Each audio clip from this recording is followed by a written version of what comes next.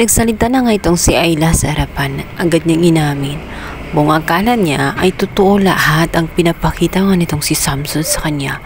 Wala siyang kaalam-alam na nag-a-assume lamang pala siya sapagkat si Samson pala ay walang pag-ibig sa kanya. Ginagawa lamang niya ang gustong mangyari ng kanyang asawang si Felisa. Pakiramdam talaga ni Ayla ay totoo ang kanyang mga nararamdaman. Nararamdaman niya na may pagmamahal ang mga yakap mo nitong si Samson.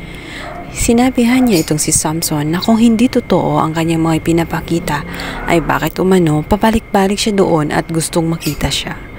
Agad namang sumagot itong si Samson dahil hindi na nakatiis at dito nga'y magugulantang sila dahil hindi umano itong si Ayla ang kanya pinapuntahan doon sapagkat ito palang si Genesis na kanyang kapatid. Windang ang lahat sa kanilang mga narinig.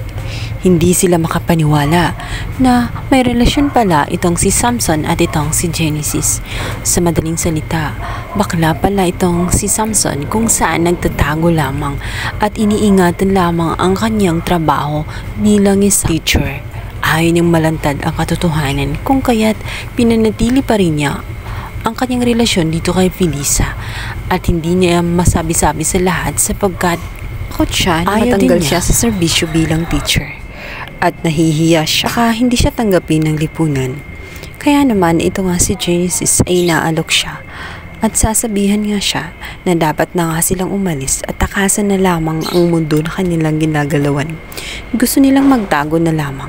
Subalit hindi ito kayang gawin nitong si Samson sapagkat sa mata ng batas ay kasalanan ang kanyang ginawa, lalo't kasal nga siya dito kay Felisa. Alam na Felisa ang lahat-lahat ay halos mahimatay na nga siya sa kanyang natuklasan. Hindi niya sukat akalain na winalanghiya na nga siya at pinagloloko lamang nitong si Samson.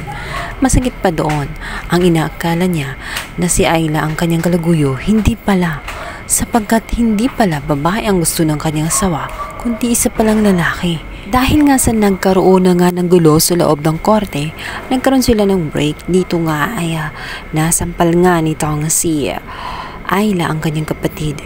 Niloko siya ng kanyang kapatid. Hindi niya sukat akalain na maging ang kanyang kapatid ay bakla pala. Wala siyang kaalam-alam sa mga nangyayari. Noon lang niya nalaman sa mismong korte. Kaya naman sa sobrang stress nga nitong si Ayla ay dinugo na nga siya na posibleng ngang mawala pa ang bata dahil sa sobrang stress na kanyang nararanasan.